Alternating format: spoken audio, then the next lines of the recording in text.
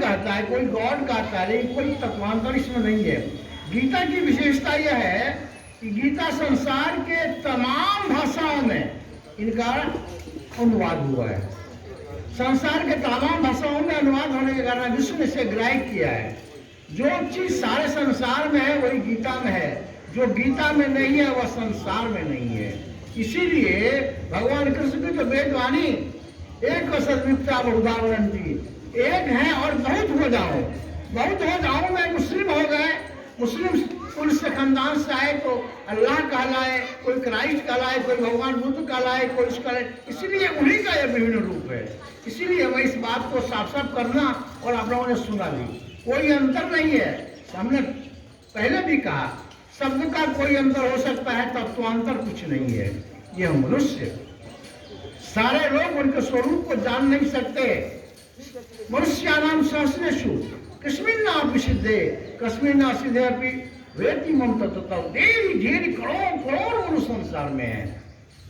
सारे लोग कुरान पढ़ते हैं, सारे लोग भगवान बुद्ध के अनुयायी हैं, भगवान महावीर के अनुयायी हैं, लेकिन तत्व से उसे जानने वाले कौन हैं? बहुत कम होते हैं लोग मोहम्मद साहब की तरह, बहुत कम होते हैं भगवान रामकृष्ण की तरह, बहुत कम होते हैं लोग भगवान बुद्ध की तरह, भगवान महावीर की तरह, गुरु नानक देव जी महाराज की तरह। इसलिए जो जानते हैं ज्ञान अर्जन, गीता भगवान मुख से निकट की वाणी की हमकी बात हमने कहा, यह ज्ञान सबके हृदय में नहीं उतरता है। इसलिए आप देखिएगा इस तरह का जब आयोजन होता है लोग कम आते हैं। दूसरा पैर जो हमने सुना कि उठने की बात है, वह भगवान उससे जकड़ देते हैं। तुम्हारी वहां औकात जाने की नहीं है, तुम्हारा वो क्वालिफिकेशन नहीं है।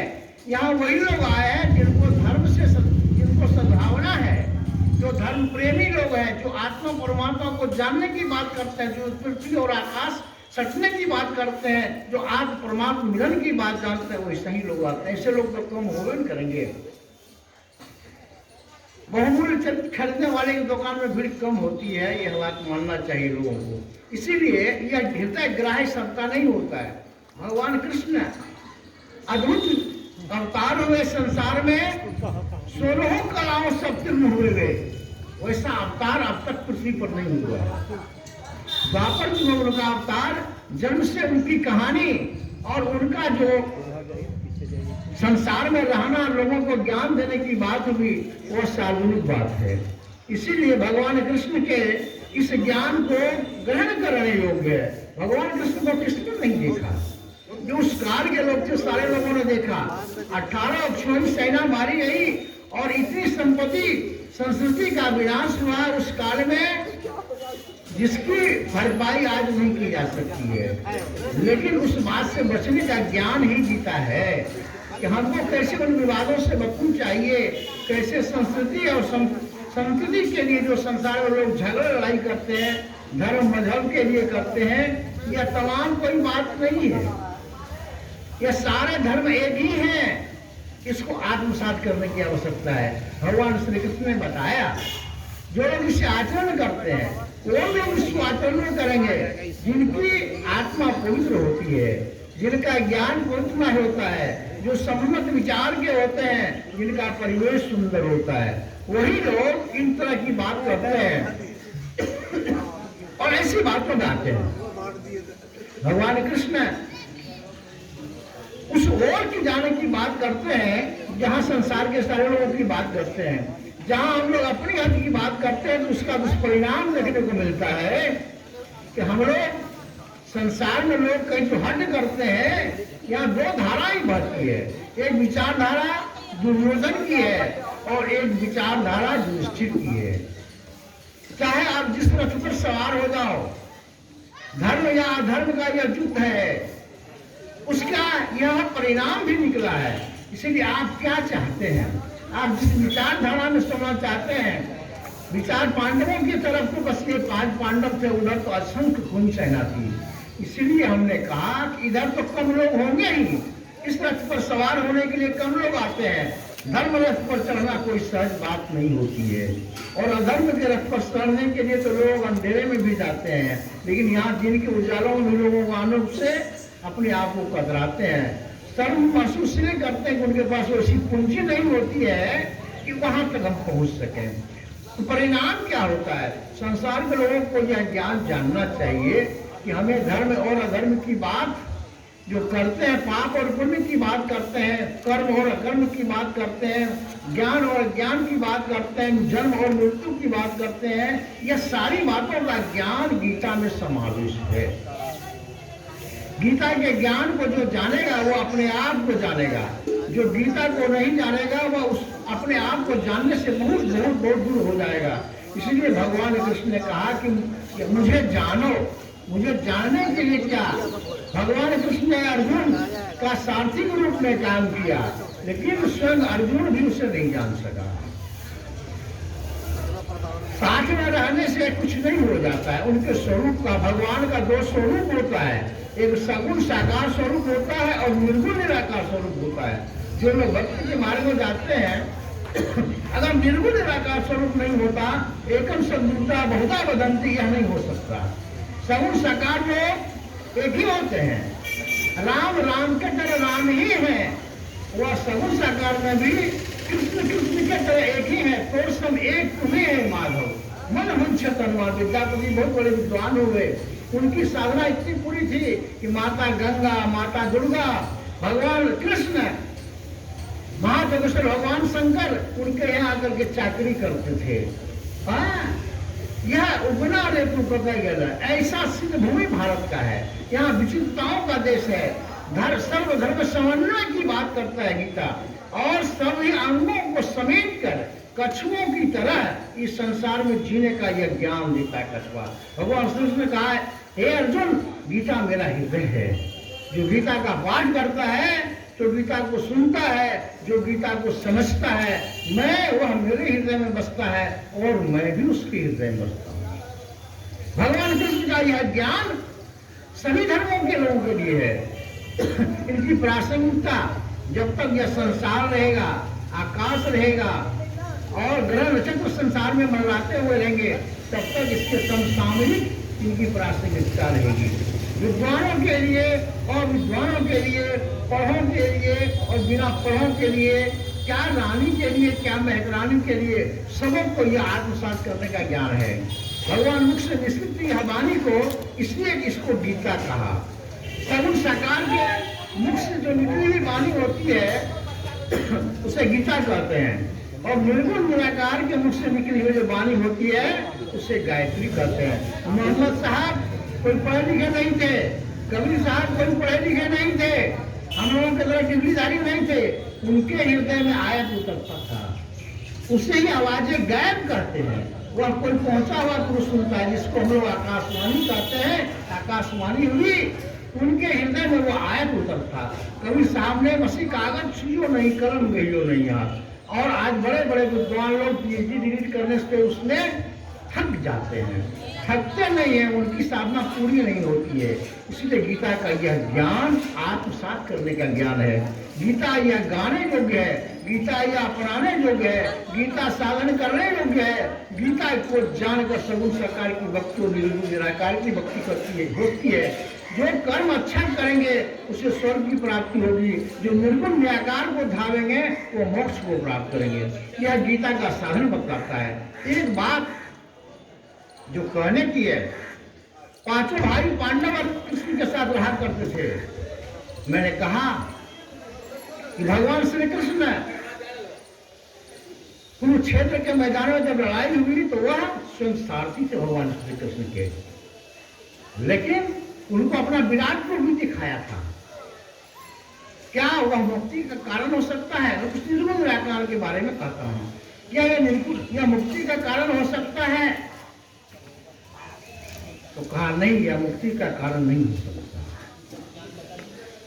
सर्वधर्माणि परित्यज्य माम एकशरणं व्रज अहं त्वं सर्व पापं क्षमामि श्याम। बस कहा कि सारे धर्मों को परित्याग कर आ जाओ। सभी धर्मों का मतलब क्या हो गया? हिंदू, मुस्लिम, सिख, ईसाई, बौद्ध, जैन, पारसी? नहीं नहीं नहीं, किसी भी धर्म में उसको आत्मसात करने के लिए इंद्रियों का जो धर्म है, जो हमारा बाह्य रूप है, 5 कर्म इंद्रियां, 5 ज्ञान इंद्रियां और 4 अंतःकरण की इंद्रियां, इनका जो धर्म होता है संसार की लोलुपता, संसार की आसक्ति, उसको त्यागने की आवश्यकता है। जो उसको त्यागते हैं वही ऊपर की ओर जाते हैं। निर्गुण सगुण साकार को ध्याते हैं। सगुण साकार ध्यानस्य अनुमादि गुरु प्रथम, निर्गुण निराकार ध्यानस्य समाधिस्य तदम हो गई, उसको समाधि होती है। भगवान श्री कृष्ण के बड़े भक्त हुए रसखान, भगवान श्री कृष्ण के भक्त हुए रसखान, उसने क्या कहा?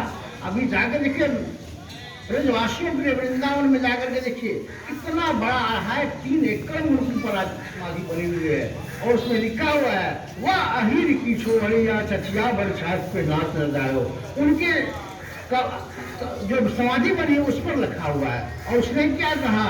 मानुष हो तो वही रसखान बसों ब्रज गोकुल गांव के गारन, जो खग हो तो बसेरो करी मेरी कारण पूर्ण कदम की जारन, जो खग पशु हो तो चलो मित्रनंद के ढेरू मजारन, वाल कुटी अरु कामरिया पर राज सुनो पर को तजियारो, अष्टम सिद्धि नवो निधि को नित्यानंद के गाय चराई विचारो।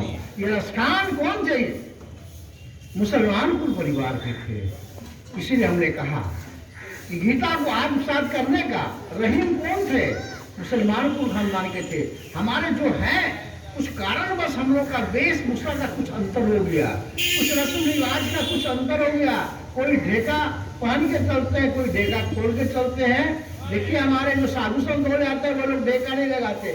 उसमें भी जो फकीर होते हैं वो नहीं बिना सिलाया हुआ कपड़ा पहनते थे। मोहम्मद साहब हमारे यहाँ भी साधु संत बिना सिलाए हुए कपड़ा पहनते हैं, है कि नहीं है? इसलिए ओरिजिनली हम लोग हैं। लेकिन अभी आए कोई आदमी माथा छिड़ा के रखते हैं, कोई दाढ़ी बढ़ा के रखते हैं, कोई मूल दाढ़ी सब उड़ा के रखते हैं, कोई कपड़ा लगा के रखते हैं, कोई पैंट पहनते हैं, कोई पैजामा पहनते हैं, कोई लुंगी पहनते हैं। इससे क्या हो गया? उससे कोई फर्क नहीं पड़ता है। कोई उसी चीज का उर्दू जबान है, हर 3 कोस पर पानी बदलता है, हर 6 कोस पर पानी बदलता है। 3 कोस का पानी जब बदल जाता है, 6 कोस पर जाइए, कोई कहेगा मछली को माछ, कोई माछ, कोई मछली, कोई मच्छी, हर 3 कोस पर बदलते रहता है। इसलिए किसी ने अल्लाह कहा, किसी ने गौर कहा, और किसी ने कहा हमने मौजूद कहा, किसी ने तीन कहा। इससे कोई तत्व में कोई अंतर नहीं पड़ता है। यह बात विशेष करने की बात है। और हमारे भारतवर्ष के परिप्रेक्ष्य में गीता एक ऐसा धर्म है, गीता एक ऐसी पुस्तक है, मोहम्मद साहब का जो ज्ञान है उसको किसी 2 भाग में खंडित कोई नहीं कर सकता। लोग कहते हैं कि बहुत सारे धर्म अंतर धार्मिक बात है। जो अपने धर्म को जानता है वो दूसरे धर्म को भी जानता है। जिसके पैर में विवाही है सो क्या, जिसके पैर में फटे विवाही सो क्या जाने पीढ़ पड़ाई। जिसका पैर कभी फटा नहीं वो दूसरे की विवाही को क्या जानने जाता है। जो अपने विवाही को जानता है वो दूसरे विवाही को जानता है। इसमें कोई शंका नहीं है। मनुष्य मान को देखकर मनुष्य को मनुष्यता का ज्ञान अवश्य होना चाहिए। वह मेरे अपने हैं। सदगुरु कवि ने बड़ा प्रकाश शब्द में कहा। कुछ ने तो कहा कि मैं जनेऊ पहनता हूँ, किसने कहा मैं गोड़ के फूल के बराबर ठीक रखता हूँ, कोई हमारे सुन्नत कराते हैं। उसने कहा रे अमुक, रे ब्राह्मण ब्राह्मणी के जाया, दूसरा रास्ते कहे ना आया। अगर हम लोग शुद्ध हैं तो और दूसरे रास्ते कहे ना आए। फिर हमारे उन्होंने वो तो ऐसा हुए कि मुसलमान के भी बुझ और हिंदू के भी बुझ हुए। उसने उन लोगों को भी कह दिया रे तुर्क के जाया, पेटे सुन्नत का ही नहीं कराया। इसीलिए कहा हमने कि यहाँ रस्म है, संसार में जीने का अपना अपना रस्म है। उस रस्म उसको अंतर का भेद नहीं कर सकता है। बहुत अच्छी बात कही उन्होंने। सबों के देव का जो फूल है वो एक ही तरह का है। सूरज की रोशनी किसी दूसरे को प्रकाशित, सारे संसार को प्रकाशित करता है, कोई विभेद नहीं करता है। यह पृथ्वी सबके लिए पोषण का काम करता है, हवा सबके लिए बहती है। उसको एक ऊपर वाला नहीं बनाया। उसको गॉड कहें, अल्लाह कहें, वाहे गुरु कहें, सत श्री अकाल कहें, तिथिन कहें, मौजूद हज कहें, कोई फर्क नहीं पड़ता। इसलिए हम सब ईश्वर के संतान है। भगवान कृष्ण के रूप को सारे संसार के लोगों को आकर्षित करता है, इसलिए उसका नाम कृष्ण हुआ। परमात्मा में चमत्कीय शक्ति होती है, बगैर उसके कोई संसार में कोई जी नहीं सकता। जब उनकी वाणी होती है संसार से किसी का उठ जाता है तो कोई रोक भी नहीं सकता। और ये शरीर में जो है, प्रत्येक मनुष्य के शरीर में, जिसे हम आत्मा कहते हैं, सोल कहते हैं, तो उसी का अंश होता है। जब आवश्यकता होती है वह निकल जाता है। जिस तरह से फिलामेंट फेल हो जाता है, बॉडी की शक्ल पड़ी हुई रह जाती है, वो आत्मा परमात्मा का अंश है, वो अंश अल्लाह का अंश है, वो अंश गॉड का अंश है। नैनम सिद्धंति शास्त्राणी नैनम दहती पार को न चैनम जयंती ना ही सरस्वती मार्ग पर। उसे किसी शास्त्र से काटा नहीं जा सकता है, किसी अग्नि से जलाया नहीं जा सकता है, कोई वायु उसको सुखा नहीं सकती है। और उसका संसार में वह बहता रहता है उस अल्लाह की मर्जी से, उसकी मर्जी से। वह उसको जहां रखे, जिस हाल में रखे, जिस शक्ल में रखे, मनुष्य के शक्ल में रखे, पेड़ पौधे के शक्ल में रखे, जानवर के शक्ल में रखे, इस तरह से ऊपर वाले की जो बात है, यह भगवान श्री कृष्ण के मुख से निकली हुई वाणी है। अभी तो हम लोग एक भूमिका कर रहे हैं, अपराहनकालीन होगा, यह भगवान श्री कृष्ण के मुख से निकली हुई वाणी है। इसीलिए अभी भी आज भी सरकार प्रयत्न में है, हम लोग जो कुछ बोलते हैं वह समाप्त नहीं हो जाता है, वह वायुमंडल में घूमते रहता है। सरकार इस प्रयास में है कि उनकी वाणी जो मिश्रित हुई थी, उनको, उनके ओरिजिनल सोल को, उनकी ओरिजिनल वाणी को हम लोग एकत्रित करें, उसको सुना रहे हैं लोगों के बीच। इसीलिए कुरुक्षेत्र में 2 दिसंबर से लेकर 2 दिसंबर तक यह प्रोग्राम चल रहा है। और सारे संसार के लोग इस दिन में, इस तिथि में, जिसको जिस दिन है सुविधा के मुताबिक, लेकिन आज का सबसे सुंदर दिन रखा गया। इसीलिए आज गीता जयंती हम लोग मनाते हैं। गीता के ज्ञान को आत्मसात करना, मानव को पहचानना, कर्मशील होना। गीता का ज्ञान भोजू व्यक्ति के लिए नहीं है। जो व्यक्ति कर्मशील है, लगनशील है, प्रयत्नशील है, उसी व्यक्ति के लिए गीता का ज्ञान है। जो अपनी कमाई का खाता है, जिनके स्वावलंबी जीवन है, और जो परावलंबी जीवन है, वो आलसी के लिए, वह भोजू के लिए गीता का ज्ञान नहीं है। गीता कर्मण्यवाद का रस्ते ना फलेषु कदाचन। गीता का काम कर्म करने की है, फल की इच्छा नहीं करने की। यहाँ कितने लोग जमा हुए